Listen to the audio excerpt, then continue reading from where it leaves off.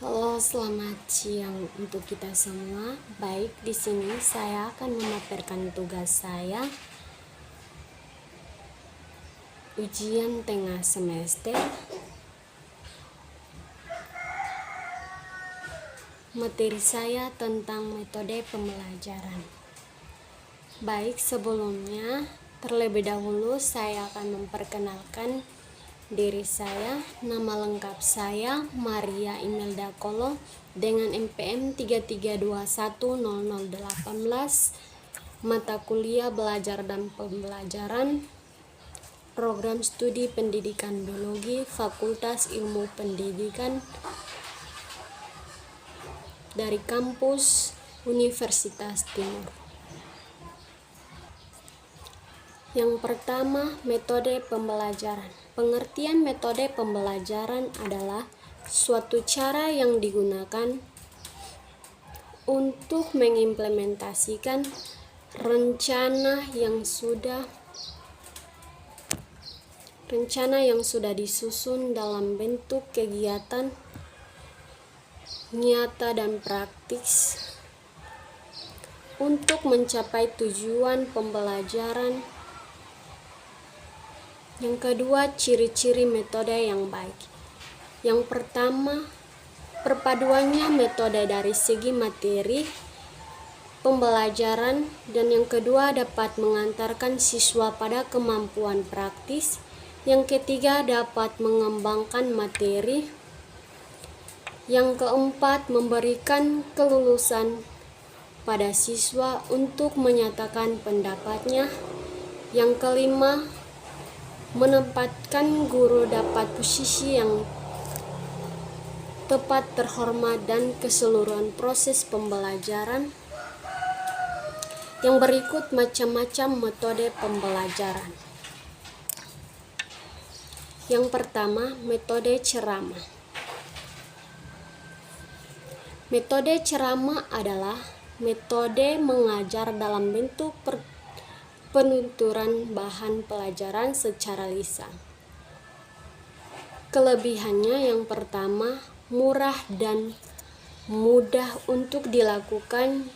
Yang kedua, menyajikan materi pelajaran yang luas. Yang ketiga, memberikan materi pokok yang perlu ditonjolkan. Yang keempat, guru dapat mengontrol keadaan kelas. Yang kelima, organisasi kelas dengan dapat diatur.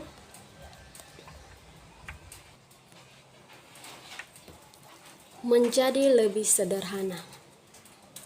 Kelemahan yang pertama, materi yang dikuasai peserta didik terlebih dahulu pada apa yang dikuasai guru. Yang kedua, sering dianggap seperti metode yang membosankan.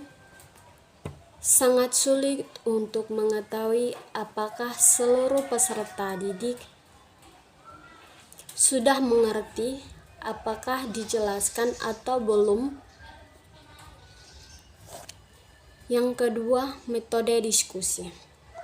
Metode diskusi adalah penyajian bahan pelajaran dengan menugaskan peserta didik melaksanakan percakapan ilmiah untuk mencapai kebenaran dalam rangka mewujudkan tujuan pengajaran.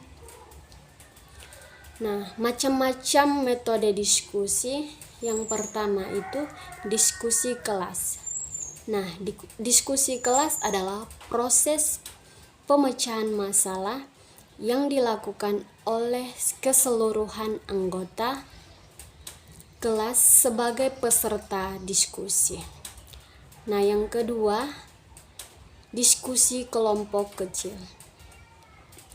Diskusi kelompok kecil adalah diskusi yang dilakukan dengan pembagian peserta didik dalam kelompok-kelompok.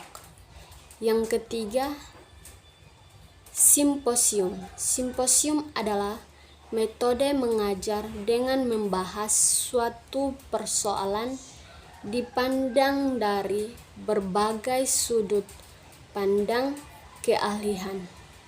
Yang keempat, diskusi panel. Diskusi panel adalah pembahasan suatu masalah yang dilakukan oleh beberapa orang penulisan yang biasanya terdiri dari 4 atau 5 audiens. Baik yang ketiga, metode demonstrasi dan eksperimen. Metode demonstrasi adalah penyajian bahan pelajaran dengan memperlihatkan atau mempertunjukkan sesuatu proses dan hasil dari proses itu untuk mencapai tujuan pengajaran. Kelebihan yang pertama, terjadi verbalisme dapat dihindari. Yang kedua, pembelajaran akan lebih menarik. Yang ketiga, peserta didik memiliki kesempatan untuk membandingkan antara teori dan pertanyaan. Peserta didik lebih percaya atas kebenaran atau kesimpulan berdasarkan percobaan yang peserta didik untuk membuat terborosan-terborosan baru dengan menemukan dari hasil percobaannya. Kelemahannya yang pertama, memerlukan persiapan yang lebih matang.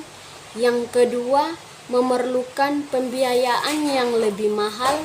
Yang ketiga, memerlukan kemampuan dan keterampilan guru yang khusus menurut ketelitian, keuletan, dan ketabahan serta lebih sesuai dengan bidang-bidang sains dan teknologi. Baik yang keempat itu metode tugas dan resitasi. Metode tugas dan resitasi adalah metode penyajian bahan di mana guru memberikan tugas tertentu agar peserta didik melakukan kegiatan belajar. Kelebihannya yang pertama itu merangsangkan peserta didik di dalam melakukannya aktivitas belajar individual ataupun kelompok. Yang kedua, mengembangkan kemandirian peserta didik di luar pengawasan guru. Yang ketiga, membina tanggung jawab dan disiplin peserta didik. Yang keempat, mengembangkan kreativitas peserta didik.